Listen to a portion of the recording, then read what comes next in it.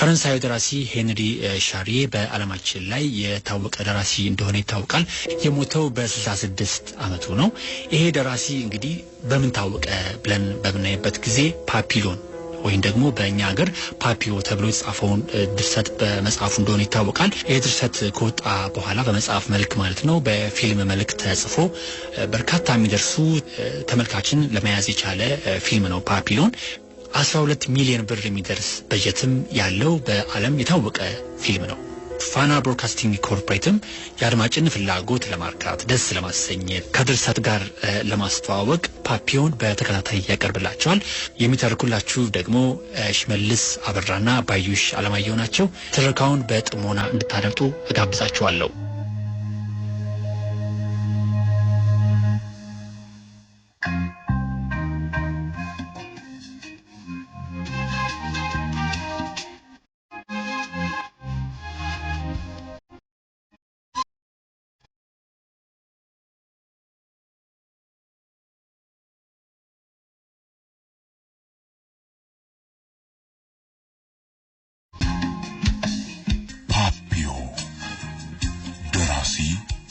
ሄንሪ ሻሪዬ፣ ተርጓሚ ጌታቸው ገብሬ፣ ተራኪዎች ሽመልስ አበራ ጆሮና ባዩሽ አለማየሁ።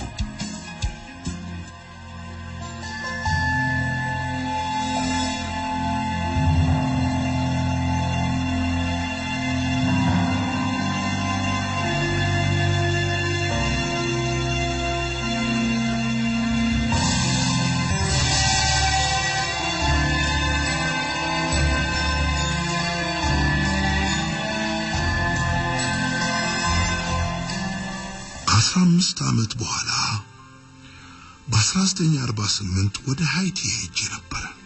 የሄድኩትም ከአንድ ቬንዙዌላዊ ሚሊዮነር ጋር ህጋዊ ቁማር ማጫወቻ ጠረጴዛዎችን ለመከራየት ከድርጅቱ ፕሬዝዳንት ጋር ኮንትራት ለመፈራረም ነበር።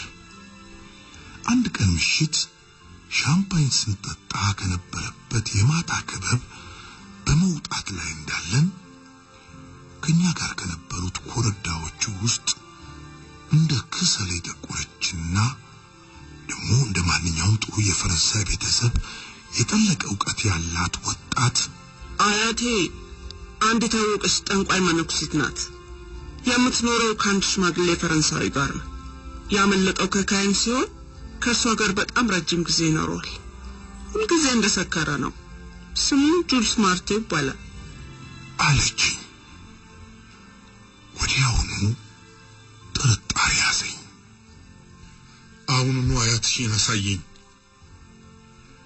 የታክሲ ሹፌሩን በሃይቲ ቋንቋ አናገረችውና በከፍተኛ ፍጥነት ሸመጠጥን። ቦግ ያለ መብራት ያለው አንድ የማታ ክበብ ስናልፍ አቁም አልኩና ወደ መጠጥ ቤቱ ሄጄ አንድ ጠርሙስ ቤርሞ፣ 2 ጠርሙስ ሻምፓኝ፣ 2 ጠርሙስ የሀገር ውስጥ ሩም ገዛው። እንሂድ።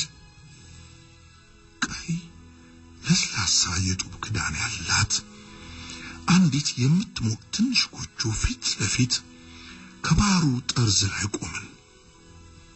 ባህሩ እስከ ደረጃዋ ድረስ ያጥባት ነበር።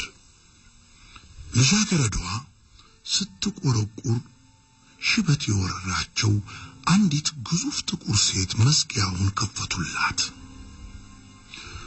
ቁርጭምጭሚታቸው የሚደርስ አንድ የተንቧለለ ቀሚስ ለብሰው ነበር። ሁለቱ ሴቶች በሀገራቸው ቋንቋ ተነጋገሩ።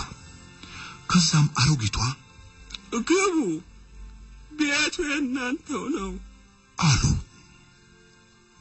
አንድ የናፍጣ ፋኖስ ያችን የጸዳይ ጎጆ ብርሃን ሰጥቷታል። ጁሎን ለማየት ትፈልጋለህ? ቆይ የመጣ ነው። ጁልስ አንተን ለማየት አንድ ሰው አለ። የቅኝ ግዛት አሰቃቂ ወይን ቤት ዩኒፎርማችንን ያስታወሰኝን ሰማያዊ ጥብጣብ ያለበት ቢጃማ የለበሰና ባዶ እግሩን የሆነ አንድ ሽማግሌ ብቅ አለ። በዚህ ውድቅት ሌሊት እኔን ላይ የሚፈልግ ማን ነው? ቡልደኒጅ ፓፒዮን ሊሆን አይችልም። አቀፈኝና ፋኖሱን ቀረብ አድርጊ ቡልደኒጅ፣ የጥንቱ ጓደኛዬን ፊት ለፊት ማየት እፈልጋለሁ። አዎ አንተ አሮጌ፣ በእርግጥም አንተው ነህ። እንኳን ደህና መጣህ። ቤቴ ያለችኝ ትንሽ ገንዘብ፣ የሚስቴ የልጅ ልጅ ሁሉም ያንተ ናቸው። የምትፈልገውን ለማዘዝ ትችላለህ። ፔርኖን ሻምፓኙንና ሩሙን ጠጣን። አልፎ አልፎ ጆሎ ይዘፋፍናል። እንዴት የመሰሉ ጊዜዎች አብረን አሳለፍን ባልንጀራዬ። ጀብዱን የመሰለ ምንም ነገር የለም እኮ። ኮሎምቢያን፣ ፓናማን፣ ኮስታሪካንና ጃማይካን አዳረስኩ። ከዛ በኋላ መቼውንም ወንድ ከማያገኛት ቁም ሴት ከቡልደኒጅ ጋር እዚህ ተቀመጥኩ እኮ። መቼ ትሄዳለህ ፓፒዬ? እዚሁ ብዙ ትቆያለህ እንዴ? አይ አልቆይም፣ 1 ሳምንት ብቻ ነው። እዚህ ምን ልትሰራ ነው? የቁማር ጠረጴዛዎቹን በኮንትራት እንዲሰጠኝ ከካሲኖ ፕሬዝዳንት ጋር ለመዋል እየሞከርኩ ነው። እስከ ዕድሜ ልክ አንተን እዚህ አካባቢ ከማቆየት የበለጠ ሌላ ምንም ነገር አልወድም ባልንጀሬ። ግን ከዛ የውሻ ልጅ ጋር ምንም ነገር አትስራ። ጥሩ ንግድ ማንቀሳቀስን ሲያይ በደቂቃ ያስገድልሃል። በአንቺ በኩል ደግሞ ቡልደኒጅ ለቱሪስቶች የሚቀርበውን ሳይሆን ትክክለኛውን የአስማት ትርኢቶችሽን አዘጋጂ። ለጓደኛዬ እውነተኛውን ነገር እንድትነግሪ ይፈልጋለሁ። ጆሎ እንዲያ አመለጠ። ግን ዴጋ ፌርናንዴዝና እኔ ገና በመጠባበቅ ላይ ነበርን።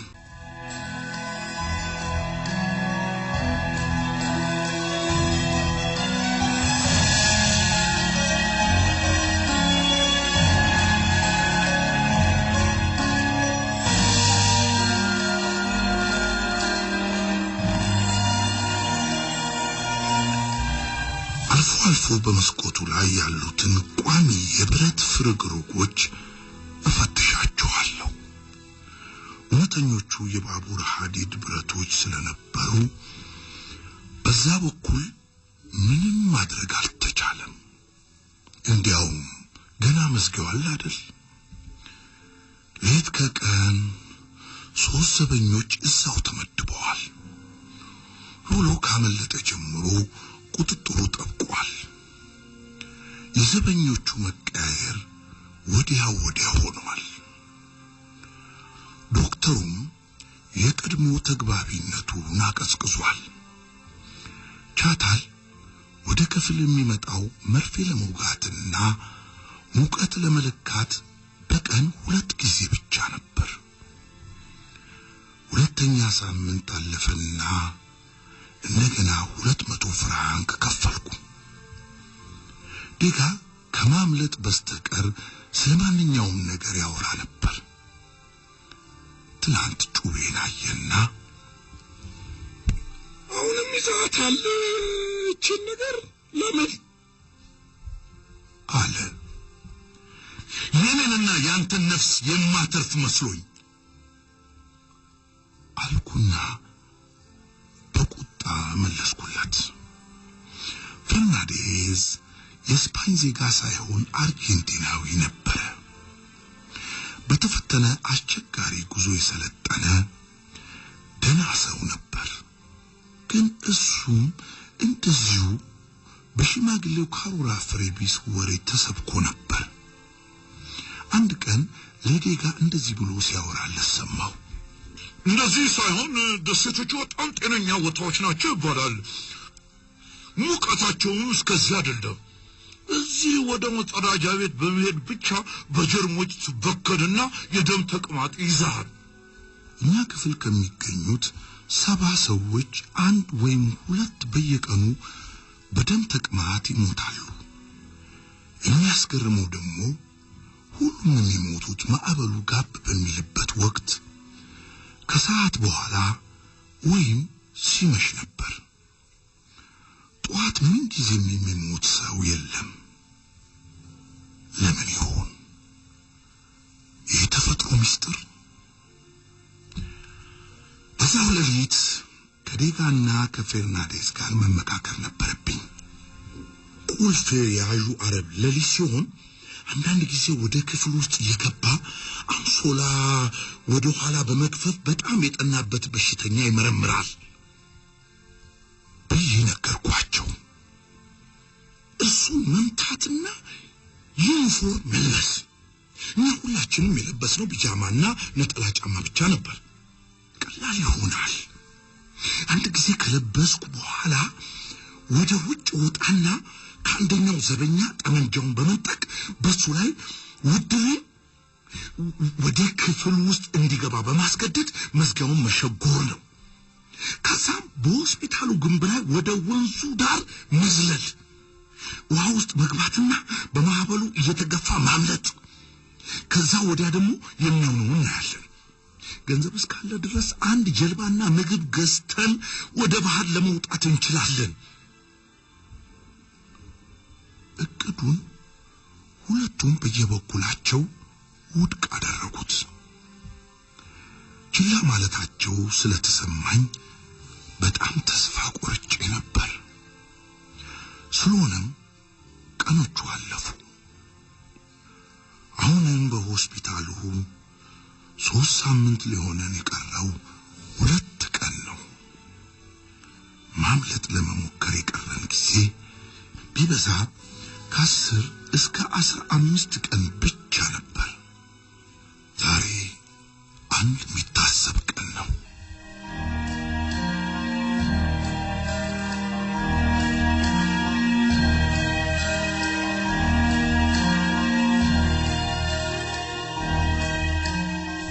ህዳር 21 1933 ዮሐንስ ክሎሴዋ ወደ ክፍሉ ውስጥ መጣ። በቅዱስ ማርቲን ጸጉር ማስተካከያ ቤት አንድ ሰው ሊገድለው ሞክሮ ነበር። ለመታወር ተቃርቧል። አይኖቹ ምርቅ ብለው ተዘግተው በመግል ተሞልተው ነበር። ወዲያው ቻታል እንደወጣልኝ እሱ ዘንድ ሄድኩ። ሌሎቹ እስረኞች ከ2 ሳምንት በፊት ወደ ደሴቶቹ ሄደዋል። እሱ ግን ወደ ኋላ ለመቅረት እንደተሳካለት ነገረኝ። እነሱ ለመሄድ 3 ቀን ሲቀራቸው አንድ ባለስልጣን አስጠነቀቀኝ አለ። የጉሎ ዘይት ፍሬ አይኖቹ ውስጥ አስገባና በሚያብጡበት ጊዜ በቁስሉ ምክንያት ወደ ሆስፒታል ለመግባት ቻለ። ለማንኛውም ነገር ወደ ኋላ የማይልና የማምለጥ ፍላጎት ያሳበደው ከመሆኑ የተነሳ ከተሳካለት ገሎ እንኳን ለማምለጥ ወደ ኋላ አይልም። 3000 ፍራንክ ነበረው። አይኖቹ በሙቋ ከታጠቡ ወዲያው ጥርት አድርጎ ለማየት ይችላል። የማምለጥ እቅዴን ገለጽኩለት። ወደደልኝ። ግን ዘበኞቹን በድንገት የምናጠቃ ከሆነ እኛ 3 መሆን ይኖርብናል አለ። ያልጋዎቹን እግሮች አውልቀን እያንዳንዳችን አንድ እግር ከያዝን ሁሉንም በአንድ ጊዜ መምታት እንችላለን። እሱ እንደሚለው ጠመንጃቸውን ብንነጥቃቸው እንኳን ቆርጠን እንደምንተኩስባቸው ስለማያምኑ ቢያንስ 20 ያርድ ከማይልቀው ጆሎ ካመለጠበት ሕንጻ የሚገኙትን ዘበኞች ሊያስጠነቅቁ ይችላሉ አለ።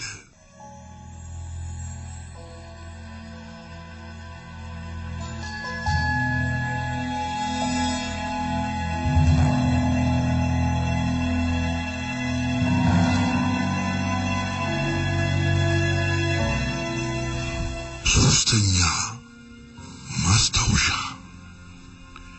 የመጀመሪያው ማምለጥ ከሆስፒታሉ ማምለጥ ዛሬ ማታ ዴጋን ቀጥሎ ፈርናንዴዝን በነገር ወጥር ያስኳቸው ዴጋ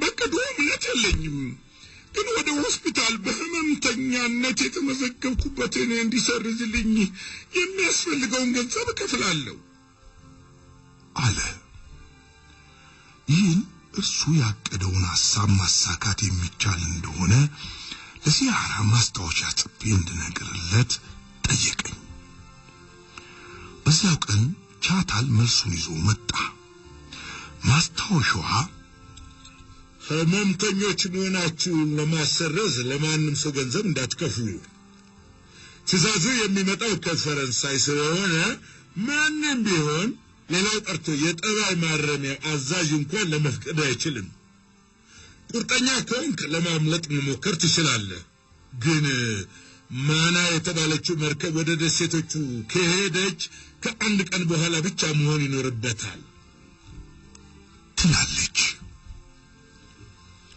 ወደ ደሴቶቹ ከመሄዳችን በፊት 8 ቀን ቀርቶ ስለነበር ሆስፒታሉ ክፍላችን ይልቅ ከዚያ ማምለጡ ይበልጥ የተሻለ መሆኑን ማሰብ ጀመርኩ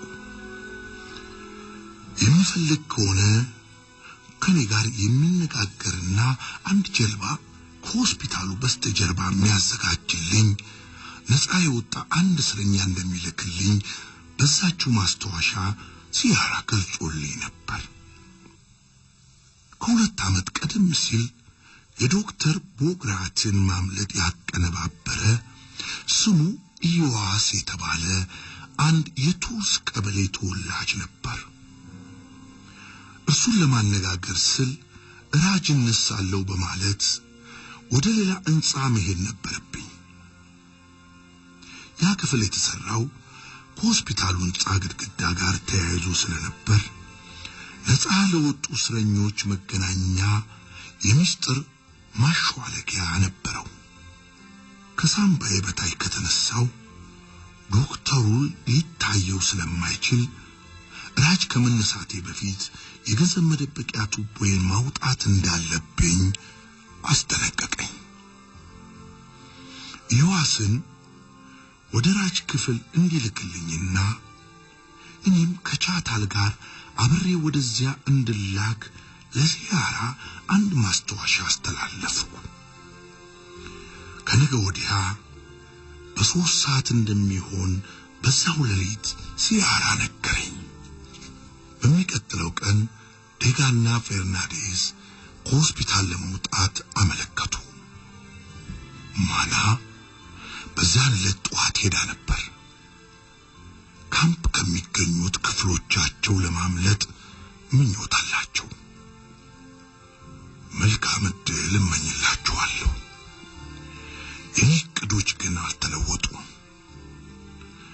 ዮሐስን አገኘሁት ሁለት አስቀያሚ ጠባሳዎች በበለዘ ፊቱ ላይ አግድም የተሰመረበትና እንደ ተለበለበ አሳ ድርቅ ያለ ነፃ የወጣ ሽማግሌ እስረኛ ነበር ሁልጊዜ አንድ አይኑ ያለቅሳል አስቀያሚ ፊትና ዛላ ነበረው እምነት አላሳደረብኝም የዚህን መሆን ወደፊት ሊረጋገጥ ነው በጥድፊያ ተነጋገረን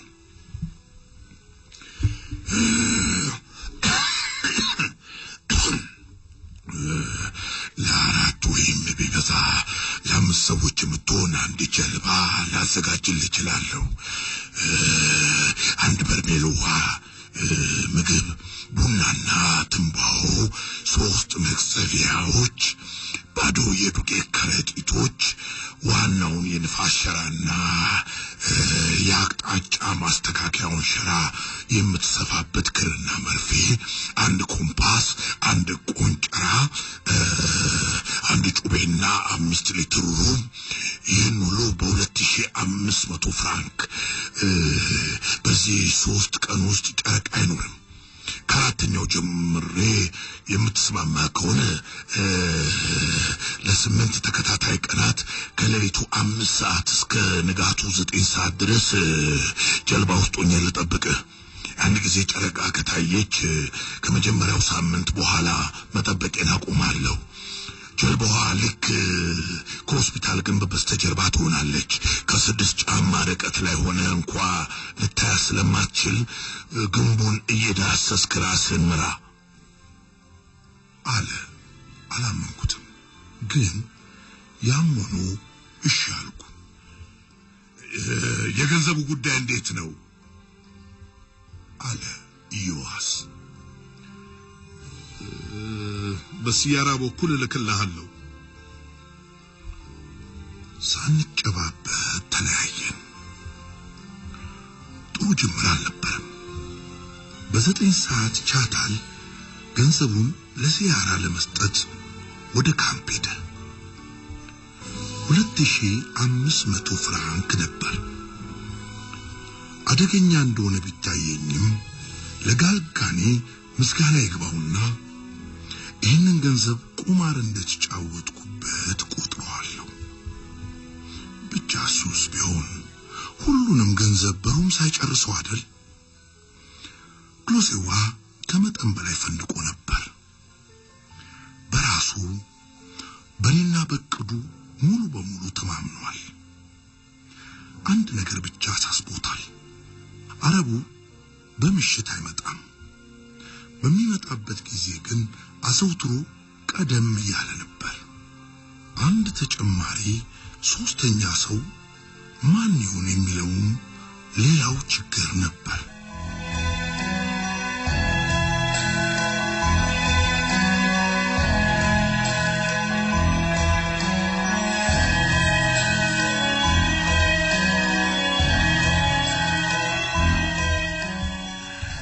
ከኒያስ ቀበሌ የመጣ ቢያጅ የተባለ አንድ ኮርሲካዊ ነበር። ከ1929 ጀምሮ በቅኝ ግዛት አሰቃቂ ወይን ቤት ውስጥ ሲሆን አሁንም አንድ ሰው ገሏል በሚል ጥርጣሬ በከፍተኛ ጥበቃ ስር ይገኛል። ክሎሴዋና እኔ እርሱን ማነጋገር ነበረብን። መቼ እናነጋግረው በማለት በመወያየት ላይ እንዳለን በግምት 18 ዓመት የሚሆነው አንድ ልጅ ወደኛ መጣ። ልክ እንደ ልጃገረድ ቆንጆ ነበር። ስሙ ማቹሬ ይባላል። በአንድ የታክሲ ሹፌር ግድያ የተነሳ የሞት ቅጣት ከተፈረደበት በኋላ በእድሜው ምክንያት በዛን ጊዜ 17 ዓመቱ ነበር። ወደ እድሜ ይፍታ ተሻሽሎለት ነበር። የተከሰሱት የ16 እና የ17 ዓመት እድሜ ያላቸው 2 ልጆች ነበሩ። ወደ ፍርድ ቤት ሲቀርቡ እያንዳንዳቸው የታክሲውን ሹፌር መግደላቸውን በማመን ቃላቸውን ሰጡ። ግን ሹፌሩ የተመታው በአንድ ጥይት ብቻ ነበር። በፍርድ ቤት ያሳዩት ስነ ምግባር እስረኞቹን በሙሉ ስሜታቸውን በሐዘን መስጦታል። ማቹሬ ወደኛ ቀረብ ባለና የልጃገረድ ድምጽ በመሰለ አነጋገር የሲጃራ ማቀጣጠያ ጠየቀን። 4 ሲጃራዎችና 1 ሳጥን ክብሪት በስጦታ መልክ ወረወርኩለት። ከመሽኮርመም ፈገግታ ጋር አመሰገነኝ። እኛም አሰናበት ነው። ክሎሴዋ በድንገት ፓፒ ድነናል። ያን አረብ እኛ እንደፈለግን አዘውትሮ ወደዚህ መምጣት የሚችልበትን ዘዴ አወኩ። እጃችን ውስጥ ገብቷል ፓፒ አለ። እንዴት አሰብክ? ቀላል ነው። ማቹሬና አረቡ የጠበቀ ግንኙነት እንዳላቸው አያጠራጥርም። ልጁ ማድረግ ያለበት እንዳልታይ ይፈራለው እያለ ልክኛ በምንፈልግበት ሰዓት አረቡ እንዲመጣ ማመቻቸት ብቻ ነው። እስኪ እንሞክረው። ማቹሬ ዘንድ ሲሄድ እንደገና በሌላ የመሽኮርመም ፈገግታ ተቀበለኝ። የመጀመሪያው ፈገግታ ስሜቴን ቀስቅሶታል ብሎ ገምቷል። በቀጥታ እንደዚህ ያልኩት፣ አንድ ጊዜ ላነጋግር እፈልጋለሁ። ወደ መጸዳጃ ቤት እንትመጣ። ተያይዘን እንደሄድን እንዲህ ያልኩት፣ አሁን የምነግርህን አንዷን ቃል ለሌላ ሰው ብትተነፍስ ሟች ሰው ነህ። እንደዚህ ነው ስል እቅዳችንን በዝርዝር ነገርኩትና ምን ያህል ገንዘብ እንደሚጠይቅ ወይም ከኛ ጋር ማምለጥ የሚፈልግ ሆነ ጠየቅኩት። ከእናንተ ጋር ማምለጥ ፈልጋለሁ። ተስማማን። ለዚህም እጅ ለእጅ ተጨባበጥንበት። ለመተኛት ሄደ። ክሎሴዋ ጋር ትንሽ ቃላት ከተለዋወጥን በኋላ እኔም ተኛው። በሚቀጥለው ሌሊት በ8 ሰዓት ማቹሬ ከመስኮቱ አጠገብ ተቀመጠ። አረቡ መጣራት አላስፈልገውም። በገዛ ራሱ መጣና ድምጻቸውን ዝቅ በማድረግ አወሩ። በ10 ሰዓት ማቹሬ ወደ አልጋው ሄደ። እስከ 9 ሰዓት ድረስ አንድ አይናችንን እንዳጮለቅን ባልጋችን ውስጥ ቆየን። አረቡ ወደ ክፍል ገብቶ 2 ጊዜ ሲፈትሽ አንድ ሰው ሞቶ አገኘ። መዝጊያውን ቆረቆረና ወዲያውኑ 2 ቃሬዛ ተሸካሚዎች መጥተው አስክሬኑን ወሰዱ። አስክሬኖች ጠቃሚነታቸው ከሌሊቱ በማንኛውም ሰዓት አረቡ እንደ ልቡ ወጣ ገባ እንዲል ማስቻላቸው ነው። የኛን ምክር በመከተል ማቹሬ በሚቀጥለው ሌሊት በ5 ሰዓት አንድ ቀጠሮ ሰጠው። ቁልፍ ያዡም አረብ በቀጠሮ ሰዓት ከተፋለና በልጁ አልጋ በኩል ሲያልፍ ሊቀሰቅሰው እግሮቹን ሳብ አድርጎ አለፈ። ማቹሬ ተከተለው። ከ15 ደቂቃ በኋላ ቁልፍ ያዡ ተመለሰና በቀጥታ ወደ መዝጊያው ሄዶ ወጣ። በዛ ወቅት ማቹሬም ምንም ሳይናገር ወደ አልጋው ተመልሶ ሄደ።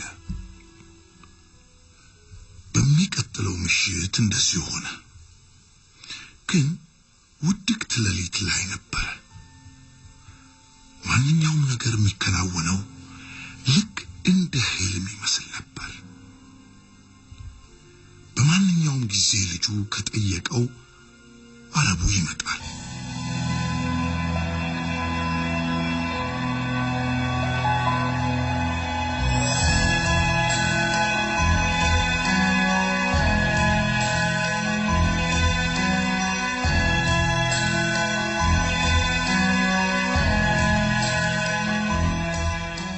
ህዳር 27 1933 ከሰዓት በኋላ 10 ሰዓት ላይ 2ቱን ያልጋ እግሮች ለመፈንከቻ አዘጋጅቼ ከዚያራ የሚደርሰኝን ቃል ተጠባበቅ ጀመር።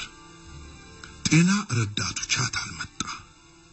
ግን አንድም ማስተዋሻ አልያዘም። ያለው ኢዮአስ በተጠበቀው ቦታ እየጠበቃችሁ ነው። መልካም ድል ብዬ እንድነግራችሁ ፍራንሷ ሲያራ ልኮኛል ብቻ ነበር። ከምሽቱ 2 ሰዓት ላይ ማቹሬ ለአረቡ ከግማሽ ሌሊት በኋላ እንድትመጣ አለው። አረቡም እንደተባለው አደርጋለሁ አለ። ልክ ግማሽ ሌሊት ሲሆን ተዘጋጅተን ነበር። አረቡ 6 ሰዓት ከሩብ ላይ መጣ። ማቹሬም ተከተለው። ያልጋዬ ነገር ሳወልቅ በሚወድቅበት ወቅት አንድ ድምፅ አሰማብኝ። ክሎሴዋ ግን ምንም ድምፅ አልነበረውም። እኔ መስጊያውን ተከልዬ ልቆምና ክሎሴዋ ደግሞ የአረቡን ስሜት ለመሳብ በቀጥታ ወደሱ ሊሄድ ነበር። ከደቂቃ ቆይታ በኋላ ማንኛውም ነገር በጣም እየተቀላጠፈ ሄደ። አረቡ ከመጸዳጃ ቤት ሲወጣ ክሎሴዋን በማየቱ ደነቀውና እዚህ ሌሊት በክፍሉ መካከል ምን ያደረክ ነው? ወደ አልጋ ተመለስ አለው። ከዚያም ጭንቅላቱ ላይ አፈጋውበትና ምንም ድምፅ ሳያሰማ ተፈነገለ። ቶሎ ብዬ ጫማዎቹንና ልብሶቹን አጠለቁ። ወደ አልጋ ስር ጎተትነውና ሙሉ በሙሉ ወደ ውስጥ ከመግፋታችን በፊት ማጅራቱ ላይ አንድ ሌላ ምት ደገምኩት። አሁን ያለ ጥርጥር ህሊናው ስቷል። በክፍሉ ውስጥ ካሉት ሰዎች ማንም የተንቀሳቀሰ የለም። ማቹሬና ክሎሴዋ የሆስፒታል ፒጃማቸውን እንደለበሱ ተከትለውኝ በቀጥታ ወደ መስጊያው አመራው። ስቆረቁር ዘበኛው ከፈተ። የአልጋውን ብረት አንፈገር በቀጥታ ጭንቅላቱን መረጥኩ። ሌላ ዘበኛ ከአልጋው ጣለው። ተኝቶ መሆን አለበት። እንቅስቃሴ ከማድረጉ በፊት እሱንም ከኔዎቹ ማንም ድምፅ ያሰማ የለም። የክሎሴዋ ግን በወለሉ ላይ ከመዘርጋቱ በፊት አለ። የኔ ሁለቱ ዘበኞች ገና በወንበሮቻቸው ላይ ሲሆኑ ሶስተኛው ግርር እንዳለ ተዘርግቶ ነበር። ትንፋሻችንን ዋጥ አድርገን ይዘናል። በእኛ ግምት የምትለዋ የዘበኛው የመጨረሻ ድምፅ በመላው ዓለም ተሰምታብናለች።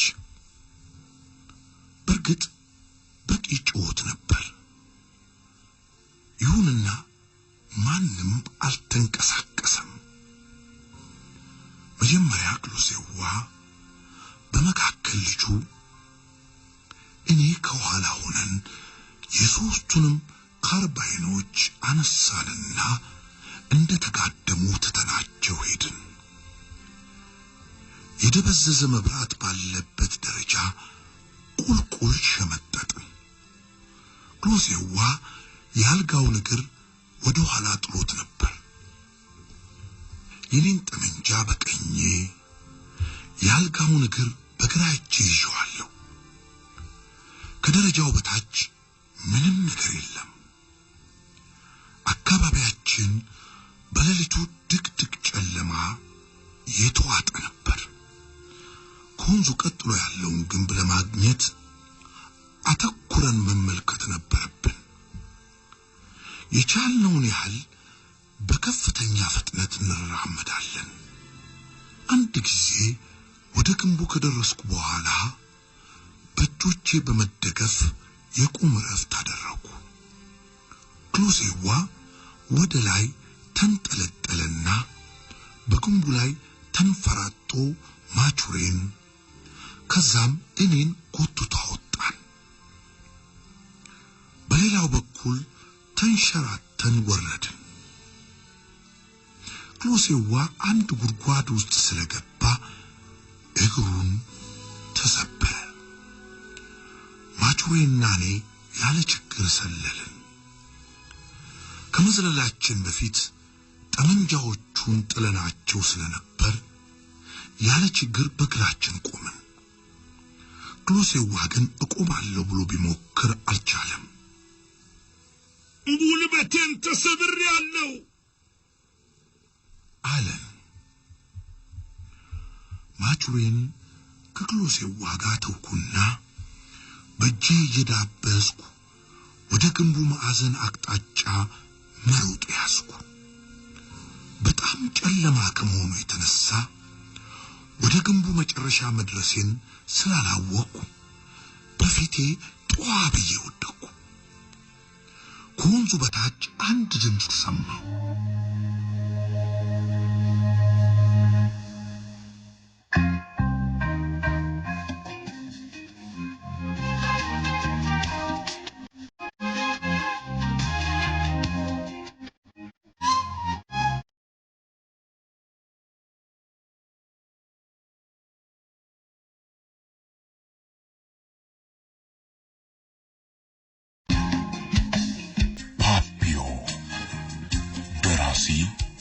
ሄነሪ ሽሪየ፣ ተርጓሚ ጌታቸው ገብሬ፣ ተራኪዎች ሽመልስ አበራ ጆሮና ባዩሽ አለማየሁ።